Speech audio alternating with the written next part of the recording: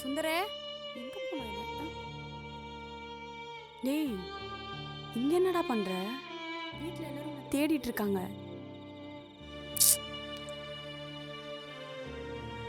ஏய், எதுக்கு ஒரு மாதிரியா இருக்க? என்னன்னு கேக்குறேன்ல, என்னதான் ஆச்சு? லைஃப் இப்படியே தான் போகும் ஜானு. கடைசி வரைக்கும் வேற ஒருத்தன் நம்பி தான் வாழணும்னு நம்ம தலையில் எழுதியிருக்கா என்ன?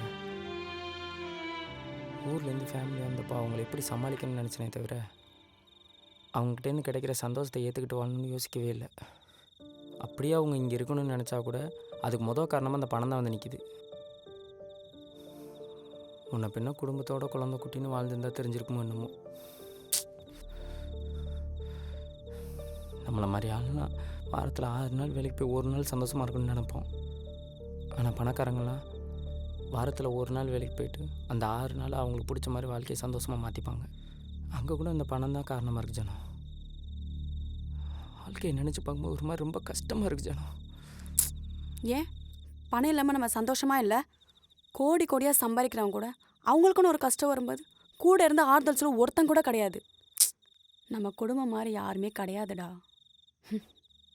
எங்கள் அம்மா அப்பா உன்னை டெஸ்ட் பண்ணுறாங்கன்னு நினைக்கிறியா? அவங்களுக்கு ஒன்று ரொம்ப பிடிக்கும். என்ன அவங்கக்கிட்ட இருந்து பிரித்து கூப்பிட்டு வந்துட்டேன்னு சொல்லி ஒரு சின்ன ஆதங்கம். அதான் உன்னை இந்த மாதிரி பண்ணிட்டாங்க. அவங்க பண்ணதை மனசில் வச்சுக்காத. எல்லாமே சரியாயிடும், சரியா?